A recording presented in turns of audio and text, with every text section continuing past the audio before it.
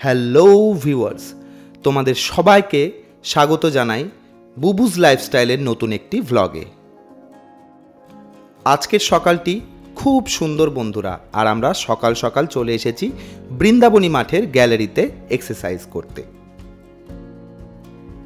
দুদিন যাবৎ আমাদের এখানে বৃন্দাবনী মাঠে ফুটবল প্রতিযোগিতা হয়েছে, তার জন্য মাঠ বন্ধ থাকায় আমরা গ্যালারিতেই এক্সারসাইজ করে নেব।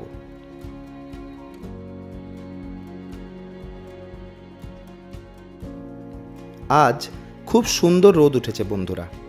দেখো, মালদায় যেহেতু শীতের আমেজ চলে এসেছে, সেটা আমাদের জ্যাকেট পরা দেখেই তোমরা বুঝতে পারছো, সেহেতু এই রোদটাও কিন্তু ভীষণ মিষ্টি লাগছে। আমাকে আর বনিকে তো এক্সারসাইজ করতে তোমরা রেগুলার দেখো বন্ধুরা। দেখো, এখানে আজকে আমাদের নতুন একটি পার্টনার আজকে থেকে যোগদান করেছে। যেহেতু আজকে তার ফার্স্ট ডে, তার জন্য তাকে আমি বেশি এক্সারসাইজ করাবো না, কারণ বেশি ব্যায়াম করলে কিন্তু তার গায়ে হাতে ব্যথা হতে পারে। তাই প্রথম দিন অনুযায়ী তাকে কিন্তু অল্প অল্প অল্প অল্প এক্সারসাইজ করে আজকে ছেড়ে দেব।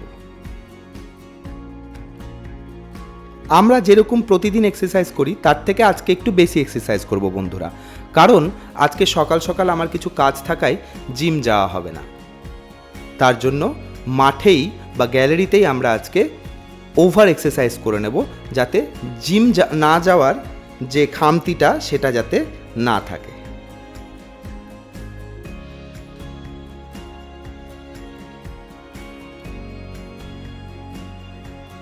সূর্যের রোদটা এখানে খুব হেভি, কিন্তু গায়ে কিন্তু সেভাবে লাগছে না। দেখো, এখানে আমার জ্যাকেট খোলা দেখে তোমরা বুঝতেই পারছো যে একটু তো গরম লাগছে।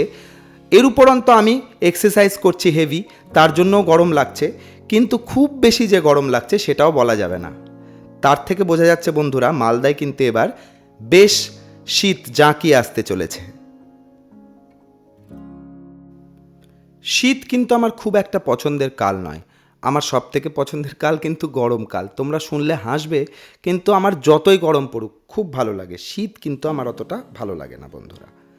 চলো, ব্যায়াম শেষ করে এবার চলে এসেছি আমার পিসির বাড়িতে। দেখো, এখানে কি সুন্দর আমার পিসির বাড়িতে আমার পিসেমশাই ছোট্ট একটি গামলার মধ্যে পদ্ম ফুলের গাছ লাগিয়েছে, আর সেখানে কিন্তু একটি ছোট্ট কুঁড়িও হয়েছে। অ্যাকচুয়ালি এখানে দুটো কুঁড়ি হয়েছিল বন্ধুরা, কিন্তু একটি ছোট্ট বদমাশ আছে এই বাড়িতে, সে কিন্তু একটি কুঁড়ি ভেঙে দিয়েছে। ব্যালকনির মধ্যে আমার পিসেমশাই এখানে এত সুন্দর সুন্দর গাছ লাগিয়েছে, এবং প্রত্যেক দিন সে গাছগুলির এত সুন্দরভাবে যত্ন করে, তোমরা না দেখলে বিশ্বাস করবে না বন্ধুরা। চলো, তোমাদের এবার পিসির বাড়ির ভেতরটা দেখাই। দেখো, এটা আমার পিসির বাড়ির ডাইনিং এরিয়াটা, কি সুন্দর সাজিয়ে গুছিয়ে রাখা। এই ডাইনিংটার মধ্যে সব থেকে সুন্দর যেটা পছন্দের জায়গা আমার, সেটি হলো এই কর্নারটি। এই দেখো বন্ধুরা, যে ছোট্ট বদমাসটির আমি কথা বলছিলাম, সে দেখো আমাকে দেখে ঠিক লেজ নাড়াতে শুরু করেছে। এ হলো আমাদের সবার প্রিয় পুচকে মণি। মণির আমাকে দেখলেই হলো লেজ নড়াতে নড়াতে এসে আমার সামনে শুয়ে পড়বে, পেট পেতে শুয়ে পড়বে অ্যাকচুয়ালি, যাতে ওর পেটের মধ্যে আমি আদর করতে পারি। ওটা ওর নাকি খুব ভালো লাগে।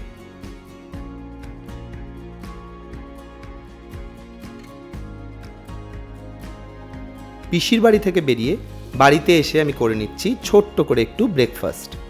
দেখো বন্ধুরা, এখানে আমি একটু প্রোটিন শেক নিয়েছি, এবং তার সাথে নিয়েছি ডবল ডিমের একটি পোচ। হ্যাঁ বন্ধুরা, এটা ডবল ডিমেরই পোচ, একটি কুসুম ভেঙে গেছে।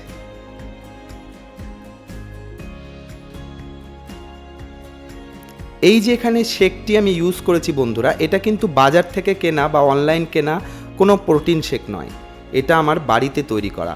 এবং এই প্রোটিন শেকটি আমি কিভাবে তৈরি করি সেটারও রেসিপি একদিন তোমাদের সাথে শেয়ার করব বন্ধুরা। ব্যাস, খাওয়া দাওয়া শেষ করে এবার লেগে পড়লাম কাজে। বাজার থেকে আজ কিনে এনেছি কাতলা মাছ এবং চিংড়ি মাছ। এখানে দেখো বন্ধুরা, আমি একটু কাজু এবং পোস্ত ভিজিয়ে রেখেছি।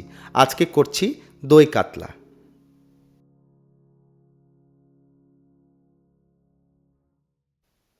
কড়াইয়ে একটু বেশি করে তেল দিয়ে সেটি গরম করে একে একে মাছগুলোকে এখানে ভেজে নিয়েছি। দেখো আমার মাছ ভাজা কিন্তু কমপ্লিট।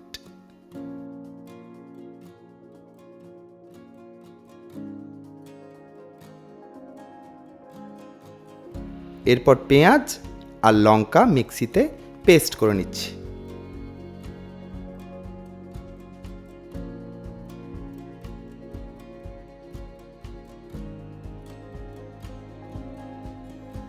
এরপর কড়াই বসিয়ে সেখানে অল্প একটু তেল দিয়ে সেটি গরম হলে তাতে দিয়ে দেব শুকনো লঙ্কা, তেজপাতা এবং গোটা গরম মশলা।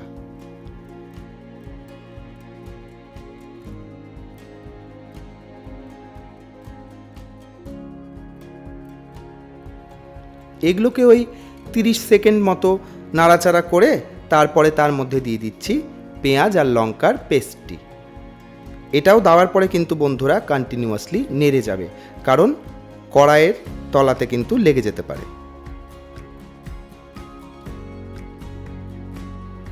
এরপর এখানে দিয়ে দিচ্ছি আদা রসুনের পেস্ট।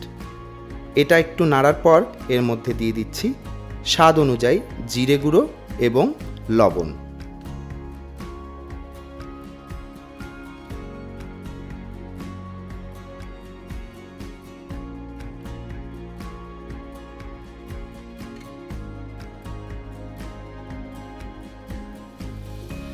এটিকে নাড়াচাড়া করে যখন এখান থেকে তেল ছেড়ে আসবে তখন এর মধ্যে দিয়ে দিচ্ছি কাজু এবং পোস্তের পেস্ট।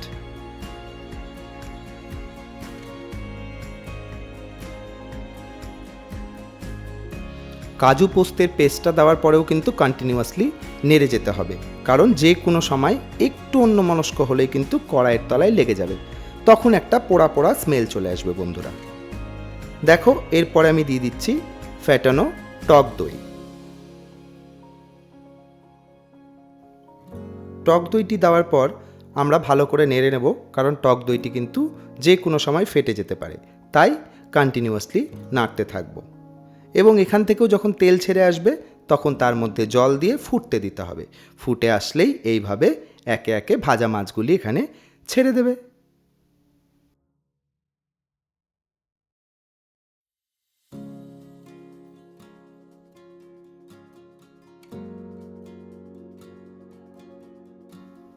দেখো বন্ধুরা, তৈরি হয়ে গেছে আমার আজকের রেসিপি দই কাতলা এবং চিংড়ি।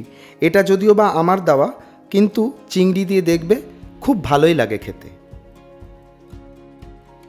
দুপুরে গরম গরম ভাতের সাথে দই কাতলা এবং চিংড়ি।